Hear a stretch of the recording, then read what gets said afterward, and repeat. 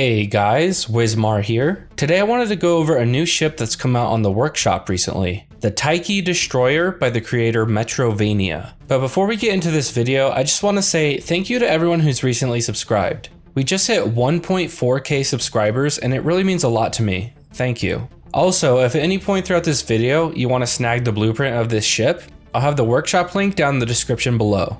Alright, let's go ahead and get into the video. My first impression of this ship is that it has a very unique shape that gives it a suitable design for many different combat engagements. This being the structure of the hull that allows a lot of armor at the front while also having the ability to display its weapons to the enemy. It has a great thruster layout with reasonable fuel storage. It does have some subgrids which unfortunately, in my opinion, are not very practical because they cause clang in Space Engineers. However, they are not too hard to implement in a survival scenario if you do want them. So the first part of this ship I wanted to cover was the excellent weapon placement across the ship's hull. The primary weapons, being the autocannons and artillery, are strategically mounted at different heights to allow them to fire over each other so that when using this ship in combat, you can have way higher firepower on any single target. If we come around to the front of the ship and zoom in, you can see that all 7 of the main weapons have forward visibility. I personally would actually swap the autocannons and artillery so that instead of a 3-4 combination, I would actually have a 4-3 combination, as artillery has way more damage potential in my opinion. However, you can have any kind of combination that you like to use.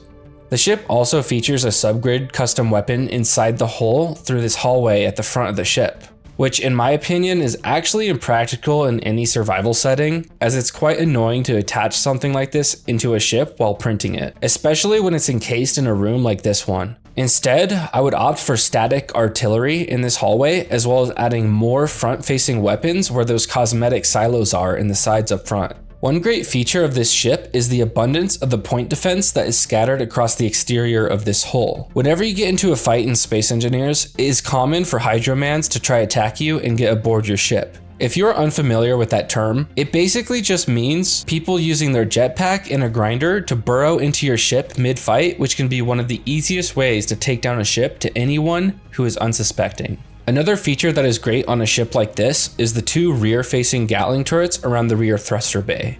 These 2 turrets are great for taking down small targets that are chasing, like small grids, which can occasionally sneak behind ships like this and do a bunch of damage to thrusters. This ship has great thruster placement, which I appreciate because I've seen so many ships that opt for giant thruster bays without any kind of backup thrust in the event that that thruster bay is compromised. This ship is great at dispersing thrust for each direction in 2 separate compartments, a primary which houses large thrusters, and a secondary that houses small backup thrusters. As you can see, for instance, the side thrust has a large thruster on the front half of the ship which acts as a primary thrust option when needing to move to the side, and a backup array of multiple thrusters on the side of the main thruster bay at the back of the ship that disperses the thrust in multiple areas so that if one or many thrusters are disabled, then you'll still more than likely have thrust in that direction. One key feature of this ship is the large amount of upwards facing thrust, which is important for any fighting scenarios that involve a gravity field. This should honestly be added for almost every type of main fighting ship in Space Engineers, as many engagements don't actually happen in random space, but more commonly around planets and moons. The cameras on this ship are unfortunately underwhelming, and honestly, this ship needs to have way more cameras and more spread out too. This ship only features 2 cameras at the front of the ship near this hallway that we saw earlier. Unfortunately, if one artillery shot hits this spot of the ship, then you would be forced to fly in 3rd person, which for ships like this is not a total hindrance, but you should always strive for the most visibility across your ship that you can achieve, as it's important to keep the nose of your ship facing directly to your target at all times so that you can keep as much fire onto them for as long as possible.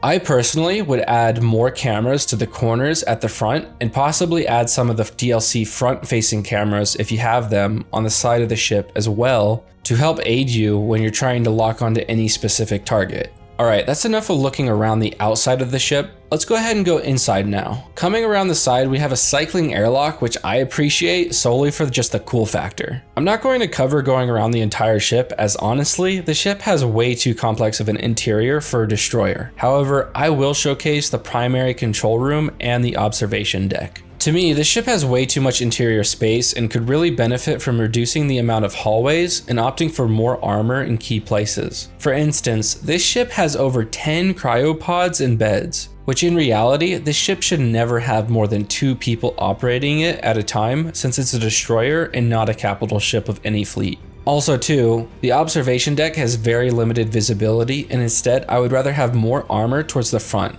The last thing I would change would be the amount of respawn points across the ship. This ship only has 1 medical bay, which is fairly near the main control station. However, I would prefer a ship like this to have 3 to 4 different respawn points on board so that any crew could easily get back to their stations if taken out.